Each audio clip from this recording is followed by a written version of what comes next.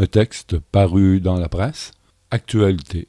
Le fédéral propose des changements au règlement sur le cannabis. Ces changements surviennent alors que l'industrie du cannabis a été confrontée à de nombreuses difficultés et à une consolidation du marché après la légalisation de 2018. Ottawa.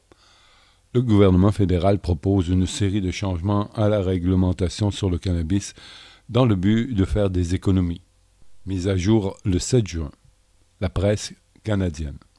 Dans la dernière édition de la Gazette du Canada, le journal officiel du gouvernement, Santé Canada indique que les changements permettraient des économies annuelles d'environ 41 millions liées aux coûts administratifs et à la conformité. Santé Canada reconnaît qu'il pourrait y avoir des mesures réglementaires qui pourraient être rendues plus efficaces et rationalisées sans compromettre les objectifs de santé et de sécurité publique.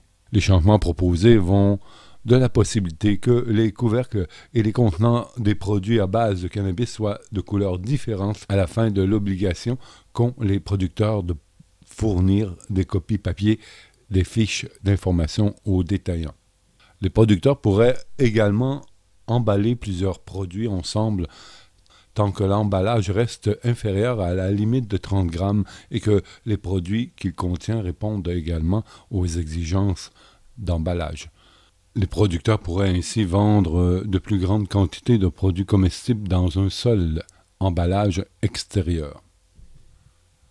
D'autres modifications incluent la possibilité d'avoir des emballages transparents pour que les consommateurs puissent voir le produit avant de l'acheter et l'autorisation de code QR sur les paquets qui permettrait aux acheteurs de trouver plus d'informations.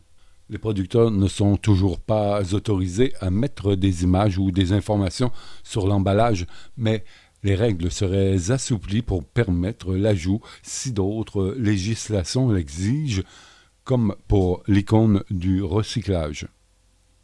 De plus, ils n'auraient plus besoin de rendre compte chaque année de leurs efforts de promotion et n'auraient plus besoin de déclarer leurs déchets de culture. Ces changements surviennent alors que l'industrie du cannabis a été confrontée à de nombreuses difficultés et à une consolidation du marché après la légalisation de 2018. Un groupe a été réuni par le gouvernement fédéral pour étudier la législation. Il a formulé 54 recommandations de mise à jour.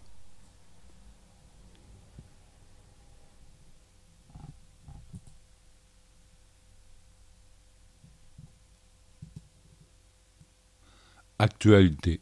Conduite avec facultés affaiblies. Le cannabis aurait dépassé l'alcool au Canada.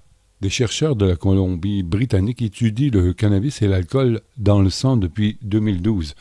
Et il est clair que le nombre de conducteurs ayant de la marijuana dans leur organisme a augmenté depuis la légalisation de 2018. Fredericton.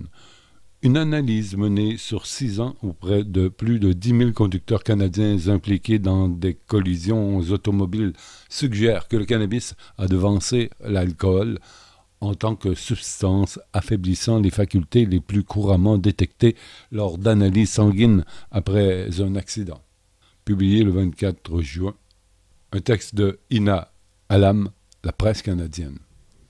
Le National Drug Driving Study 2024, réalisé par l'Université de Colombie-Britannique, indique que les chercheurs ont analysé des échantillons de sang provenant de conducteurs de la Colombie-Britannique, de l'Alberta, de la Saskatchewan, de l'Ontario, du Québec, de la Nouvelle-Écosse, du Nouveau-Brunswick et de Terre-Neuve et Labrador entre 2018 et 2023.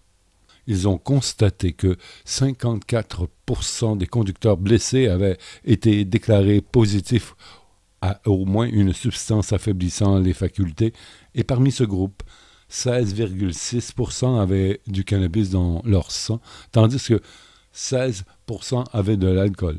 Conduire après avoir consommé du cannabis semble être un problème émergent au Canada et pourrait maintenant être plus courant que conduire après avoir bu de l'alcool, indique l'étude.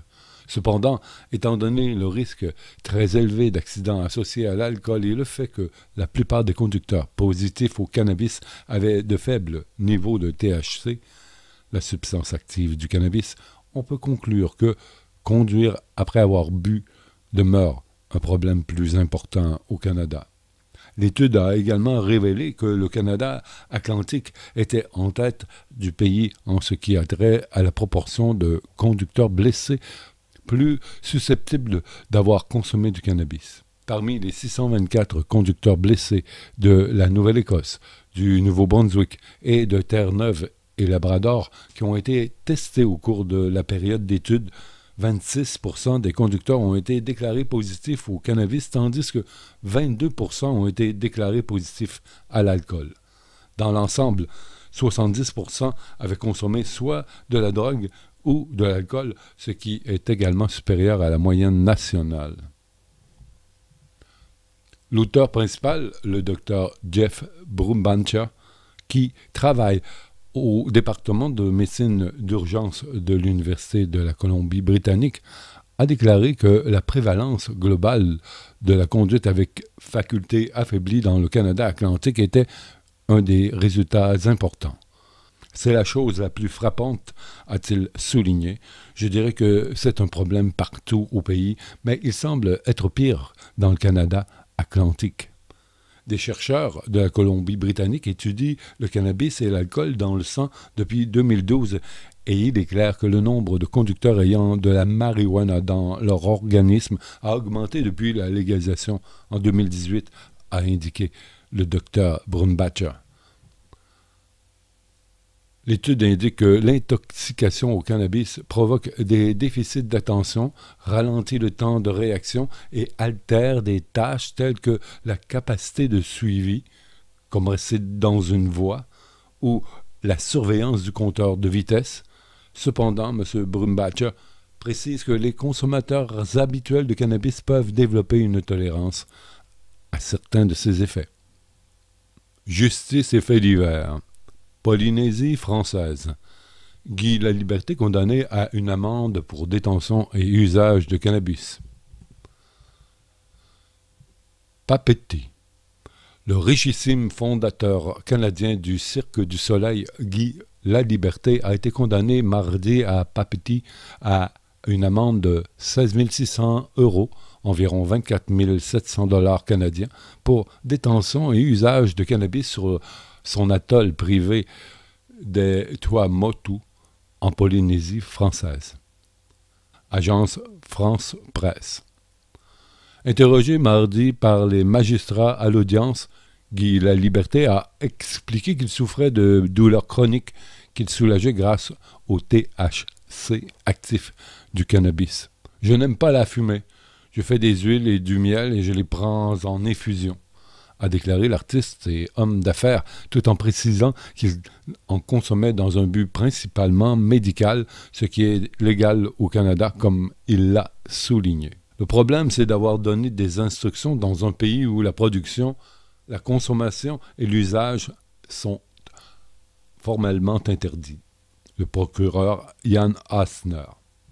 Le tribunal correctionnel a prononcé la non-culpabilité de M. Laliberté pour une partie des chefs de poursuite, mais l'a reconnu coupable de détention et d'usage.